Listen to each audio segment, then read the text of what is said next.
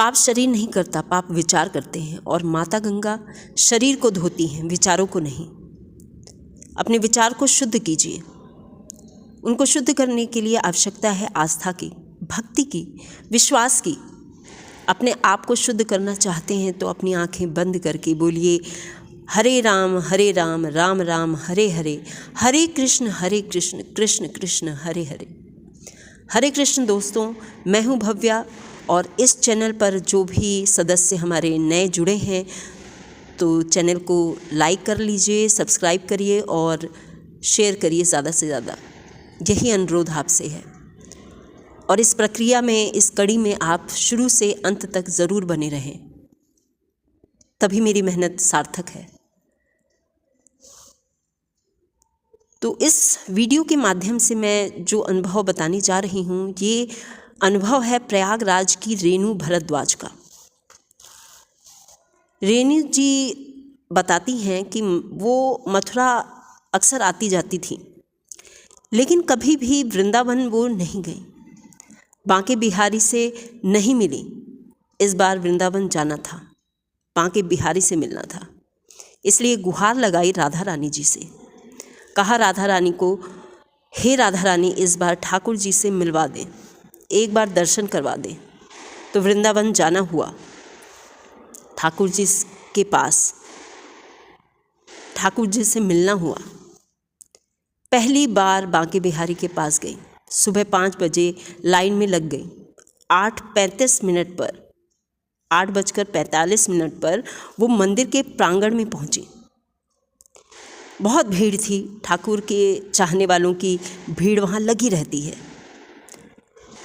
ठाकुर से मिलने वाले लोग दूर दूर से आते हैं। कुंज की गलियों में हमेशा भरी और हरी भरी रहती है। रेणु अंदर गई, ठाकुर जी को देखा तो देखती रह गई। रेणु बताती हैं कि बहुत सारी बातें हैं, लेकिन वहाँ तो जादू है, वहाँ जादू है।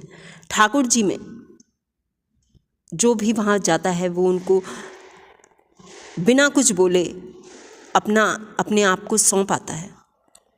वहाँ बातें रह जाती हैं।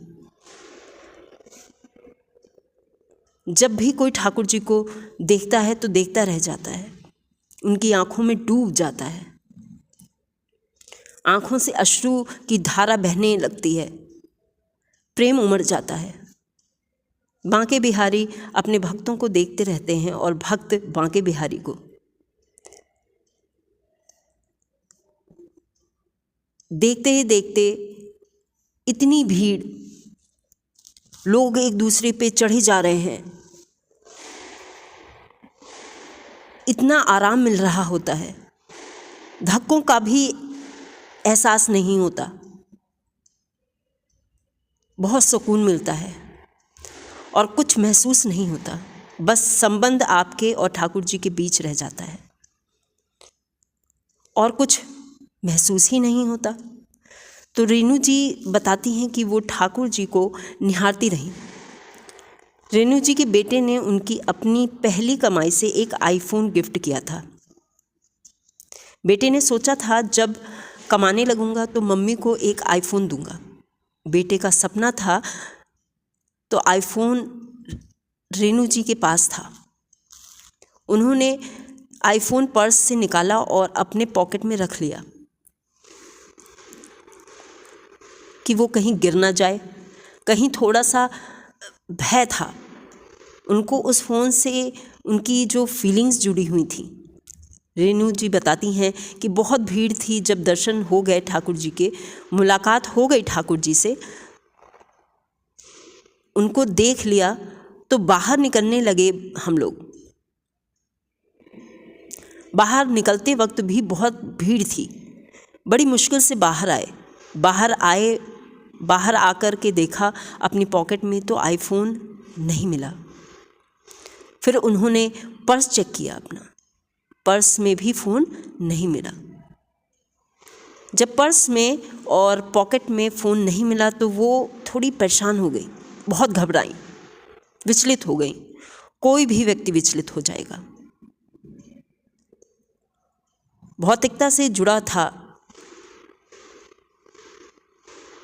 ये वाक़या भौतिकता से जुड़ा होता है, क्योंकि आईफोन सस्ता नहीं होता है दोस्तों, बहुत ही महंगा आता है।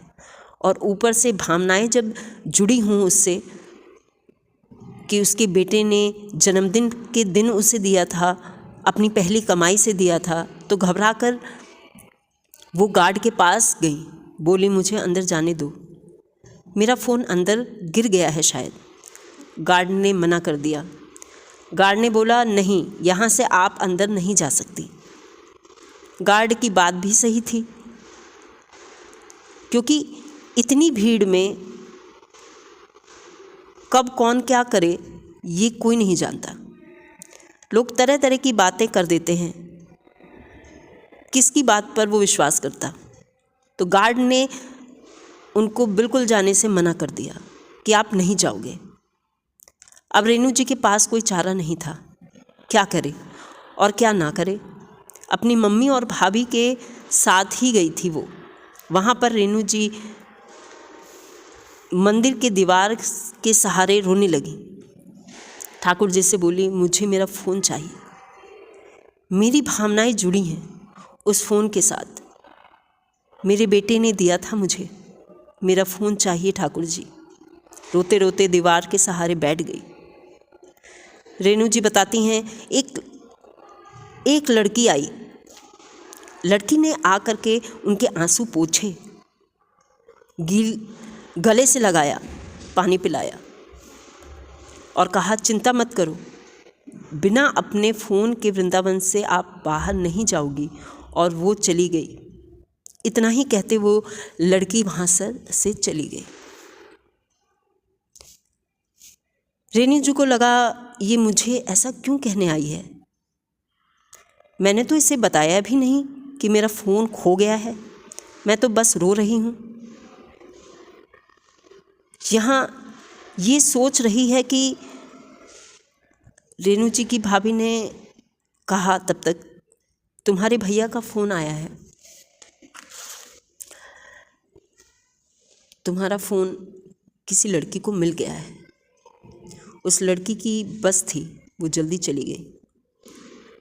उसने होटल के रिसेप्शन पर फ़ोन को रखवा दिया है, तुम वहाँ से ले लेना और होटल का एड्रेस बता दिया, वहाँ पर पहुँच जाना। जल्दी से रेणु जी, मम्मी और उनकी भाभी उस होटल में पहुँचे। होटल पहुँचने में लगभग उनको 1 घंटा लग गया।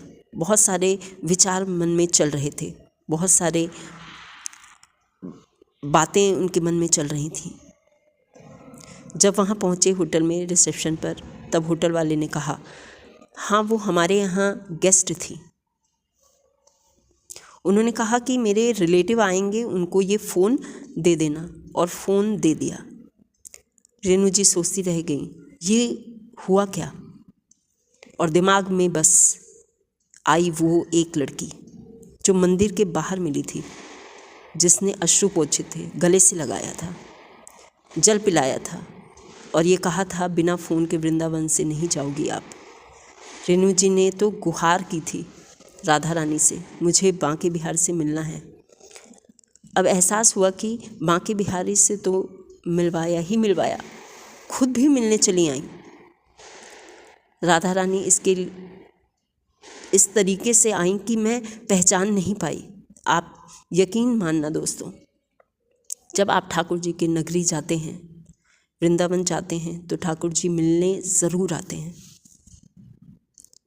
जब आपका आस्था और विश्वास होता है, कब और किस रूप में आएंगे वो, आपको कैसे मिलेंगे, ये कोई भी नहीं जानता और किसी को नहीं पता। बस एक एहसास दिला देता है कि ठाकुर जी से मिली थी, एहसास दिला देंगे कि मैं आया था तुम्हारे पास। राधा रानी एहसास दिला देगी कि आई थी मैं तुम्हारे पास, मैं तुम्हारे पास ठाकुर जी के को लेकर आई थी।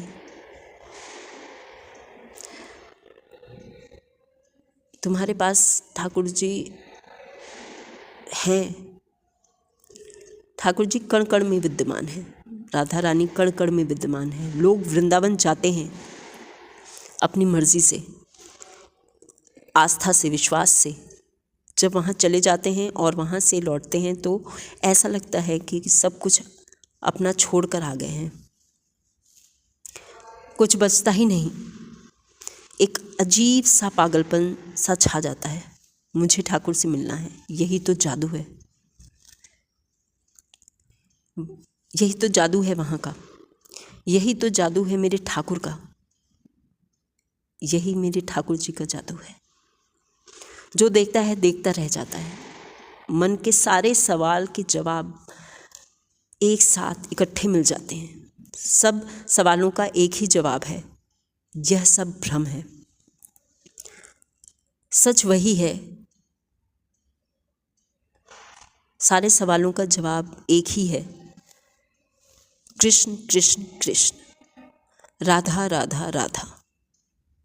सच यही है और कुछ भी सच नहीं है। तो सच आप जान